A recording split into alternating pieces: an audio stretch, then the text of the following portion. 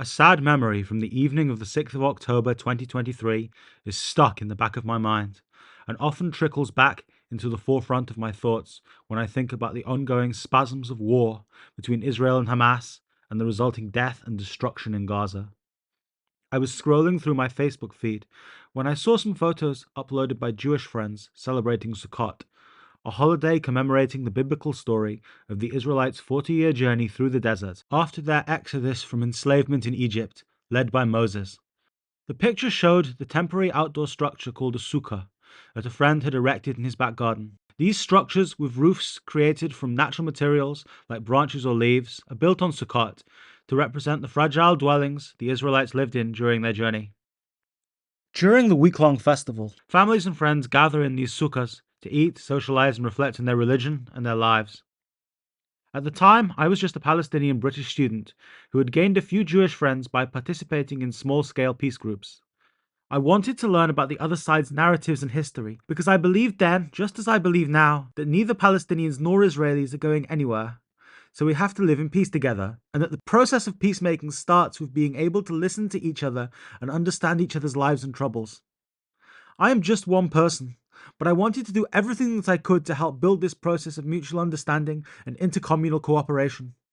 As I learned more about the long and interwoven history of the conflict between Zionism and Palestinian Arab Islamic nationalism, I realized that it is important to take responsibility for trying to improve things and attempting to coexist peaceably instead of casting all the blame on the other side. Peace is just the first step, of course. I dreamed of a Palestine that would be not only at peace, but a glimmering jewel of prosperity and economic development, like a Singapore on the Mediterranean. Palestine sits on a land bridge between Europe, Asia, and Africa, which makes it a prime location for infrastructure and prosperity. Its population, in spite of the ongoing conflict, is highly educated. Being located next to the Israeli high-tech hub should be an economic blessing in terms of trade, education, and development, not a curse. That was how I felt on the 6th of October. Then the next day, Hamas carried out an anti-Jewish pogrom in which over 1,200 Israelis were killed and some were raped, and over 200 were kidnapped and taken to Gaza, where at least 100 remain in captivity to this day. My peaceful dream seemed to have been shattered into a trillion pieces on the floor like a glass ornament dropped from a skyscraper. Peace, it seemed, might now be delayed for decades or even generations.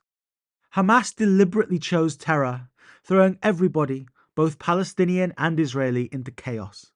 Yes, Palestinians have suffered decades of disenfranchisement, displacement, blockade, and military occupation. And these things have caused a heavy collective trauma. But this attack immediately made everything very much worse. It put innocent Palestinians in extreme danger of being injured or killed in the inevitable subsequent war. Indeed, while Ukrainian and Syrian civilians were able to leave Ukraine and Syria, there has been no mass evacuation of Gazans from Gaza, as neither Egypt nor Jordan would countenance the idea, arguing whether sincerely or not, that Israel might not allow these refugees to return after the war. Instead, Gazans have been shuffled about throughout the Strip, often on foot, in the cold winter rain and baking summer heat. The majority of Gazans today now live in tents in the humanitarian zone. While Palestinians have many legitimate grievances, both grievances that date from before the current war and ones arising from the current war, Hamas did not start this war against Israel to resolve legitimate grievances. Instead, they started a war with the goals of conquest, domination, and terror. As Hamas official Ghazi Hamad said explicitly in November 2023, their strategy is to repeat the 7th of October massacre again and again and again until a majority of Jewish Israelis pack up and leave in sheer terror. In addition, Hamas intentionally want innocent Palestinian civilians to suffer and die in order to strengthen their fighters' resolve and hurt Israel's global image and relationship with the United States and Europe. Hamas's former leader, Ismail Haniyeh, explicitly stated that we need the blood of the children, women, and elderly to ignite within us the spirit of revolution. Hamas intend to impose a theocracy in the land where Israel once existed, subjugating any remaining Jews, Christians, and Bedouins, along with the non-religious, their political opponents, and anyone else who they don't like. Theirs is simply a vision of ethnic cleansing, a neo-medieval fantasy in the vein of the early Islamic conquests. This vision of ethnic cleansing is why Hamas propagandists so frequently obsess over pictures of long queues in Tel Aviv airport, because they see victory as Israelis leaving Israel or going back to Europe, as they like to imagine it. Never mind that a majority of Jewish Israelis are Mizrahi Jews, whose ancestors came back to Israel from the Arab world, and not Ashkenazi Jews whose ancestors came back to Israel from Europe or America. Never mind that there has been a continuous Jewish presence in Palestine for thousands of years, even before the Roman Empire tried to enslave the conquered Judean population, and even after the 11th century Islamic Caliph al-Hakim tried to forcibly convert everybody to Islam. Hamas and their fellow travelers portray Israelis as a bunch of white European colonialists, stealing the land of indigenous brown Palestinians, just as the French did that of the Algerians. They traffic in anti-Semitic conspiracy theories, suggesting that European Jews are not related to ancient Jews through their enslavement by the Roman Empire, but instead are the descendants of mass conversions of Khazars. For them, a busy day or two in Tel Aviv airport signifies that Israelis are running back to Poland, or Ukraine, or Brooklyn. But so far, their wish for an Israeli exodus has not come true. Israel's current population is 9.387 million, up from 9.256 million last year. Israelis are not packing up and leaving, not even while Israel fights wars on multiple fronts. As for Hamas, far from achieving their hope of driving Israelis into the sea or back to Europe, they are not doing well on any front. While some of the more deranged clusters of Western leftists may defend Hamas and their massacre of October the 7th, actual Palestinians living in Palestine overwhelmingly reject Hamas. According to the most recent AWRAD poll of Gazans, published on 8th of September this year, support for Hamas has fallen to just 6%, while support for Hamas's main political rivals, Fatah, has jumped to 47%.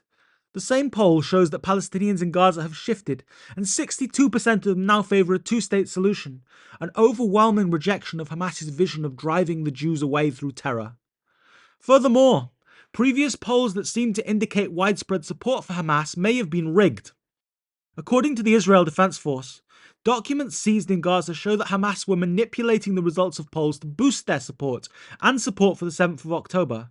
For instance, a PCPSR poll from March 2024 found that only 30.7% of Palestinians surveyed believed that the 7th of October was a correct decision, while 64% believed it was incorrect. According to these documents, Hamas doctored the data to suggest that 71.3% of Palestinians believed Hamas's actions to have been correct, while only 23% believed them to have been incorrect. In other words, Hamas has been engaging in war propaganda and speaking over the voices of a captive Palestinian population who did not in fact agree with Hamas's ideology or strategies, and who resent Hamas for starting a war that has destroyed their homes and put them and their families in extreme danger of being wounded or killed. Hamas chose to try and settle the conflict with Israel on the battlefield. But Hamas has no recent military victories to boast of. They have lost thousands of fighters. Israel claims to have killed upwards of 10,000 of them, while their former leader, Ismail Haniyeh, was assassinated in Iran and replaced by Yahya Sinwar. While the war may have started with an incursion into Israel, this incursion only lasted one day, and ever since then Israel has been on the front foot. The war has overwhelmingly taken place inside Gaza, not inside Israel. Hamas can do little but lurk in their tunnels, trying to snipe off Israeli soldiers by stealth, while hoping that their allies Hezbollah, the Houthis, and Iran might be dragged into a regional war to heap pressure onto Israel. And while a regional conflict that could drag in global powers like Russia and China would be a wild card in these war games, it is likely that the outcome would still be disastrous for Hamas and would heap further immense suffering onto the Palestinian civilian population. Taking all of this into account, it is hard to avoid the conclusion that October the 7th, far from being a victory, was the beginning of the end for Hamas and for many of its ideological allies. I am a Palestinian, and I agree with the majority of Gazans that Hamas's decision to launch the attacks of October the 7th was incorrect, and I oppose their continued rule in Gaza and anywhere else. I certainly endorse the idea of a two-state solution and self-determination for both Israelis and Palestinians. However, this dream can only be achieved through a clear process of negotiation and agreement with Israel. Just as Israelis have a responsibility to work towards peace, Palestinians will also have to work to make peace a reality. This is what Hamas could have done instead of planning and carrying out the 7th of October. Sit down across the table from the Israelis as responsible adults and start negotiating. Right now, Hamas is down but not out. They will try to claw their way back from this, using the trauma of innocent Palestinians as a recruiting tool to rebuild their military strength and win sympathy from the global left. So the first step towards a post-Hamas world and a better future is to be honest with ourselves and to roundly reject the behaviour of Hamas and the murders and rapes of Israelis and others on the 7th of October. The events of October the 7th did not benefit Palestinians in any way. Driving Israelis into the sea is not a solution to any of our problems. It will not build the Palestinian economy or unlock any economic or social opportunities. Yes, anyone who has intentionally harmed civilians or committed other war crimes, whether Palestinian or Israeli, should be held legally accountable for their actions. Yes, Gaza must be rebuilt, and Palestinians from Gaza should not be ejected from this land. Ethnic cleansing is wrong, regardless of who is doing it.